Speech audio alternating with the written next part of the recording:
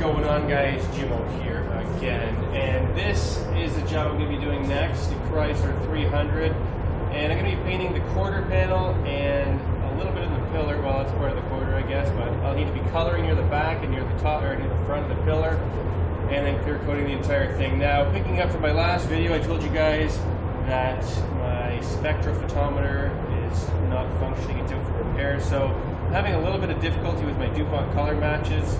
Well, I shouldn't say that. I don't know what they're going to be like, and since I have BASF paint here and I know this color PV8 matches really well, I'm going to go ahead and use that. So first step in this is going to be to use a ground coat, which sucks, but the paint's a little transparent.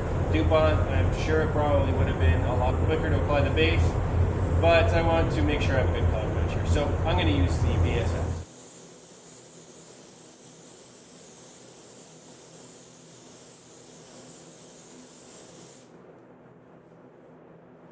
Alright, so I've got my ground coat on there now, which is like a medium sort of gray. It wasn't too far off from what the primer actually was, but there was the edge primer underneath was kind of poking through, which is a lighter primer you can see. So if you don't have full coverage, then you need to put a ground coat on that spot, so you might as well just do it all. And that's going to help with coverage, otherwise it'd be like 6 coats of paint, so I don't want that. Hopefully it'll be 2 coats of color, and then I'll be done. So I still need to flash off for 5 minutes, and I'll get my color going.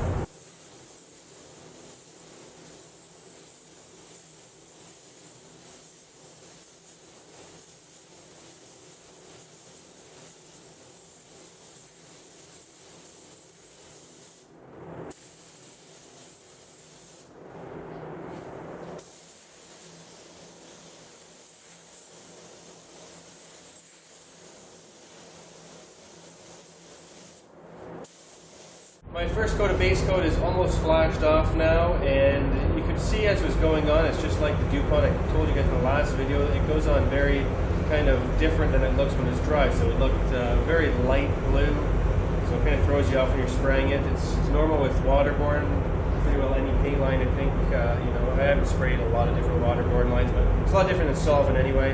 And I can still see through to my undercoat, so I'm going to need another coat of paint on there.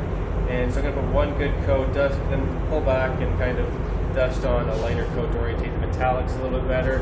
And hopefully we will have a painted 300 in the next 20 minutes. So hang tight.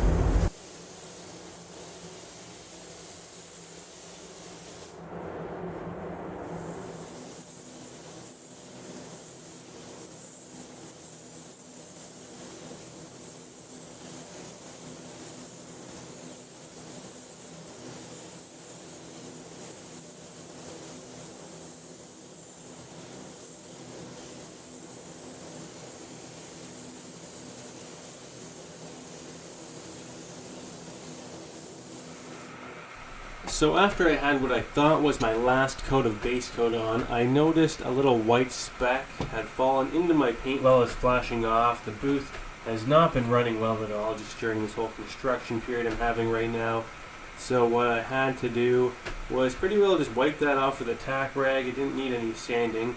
The bigger dust specks, sometimes you need to sand them out and then apply a bit more paint. So dust some color on, and then I was ready to apply my clear about 10 minutes after once that flashed off.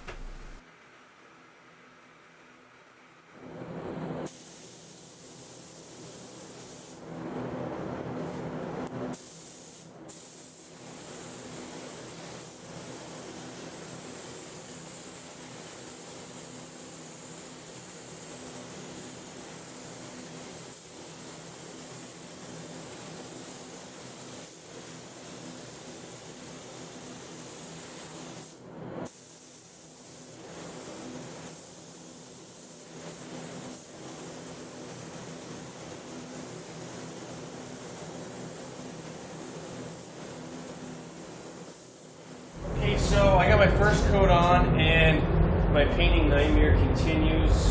This thing is like just covered with little tiny dust specks. I'm not sure if it's on the paper or if it's coming from this booth, but it's not good times in here these days. So I'm not going to hammer on a second coat to it. It looks like try and bury them. That's pretty well all I can do at this point. But it's not always fun being a painter, and this is one of the times when it sucks.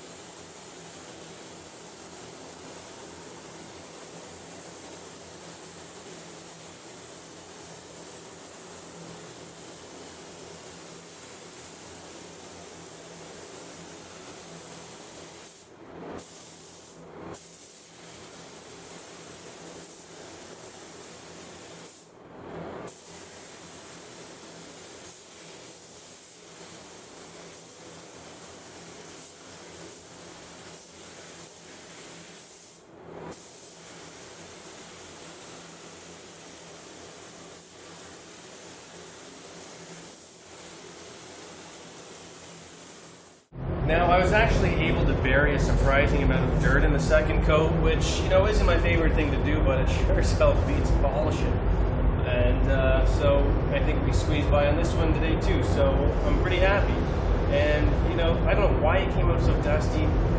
It's tough when you're in a crappy spray environment, you know things aren't working properly. And it doesn't help that I got a guy building a door pretty well at a body filler, and the dust is just everywhere in the air right now. I don't know. It's done anyway, so let's move on to the next one.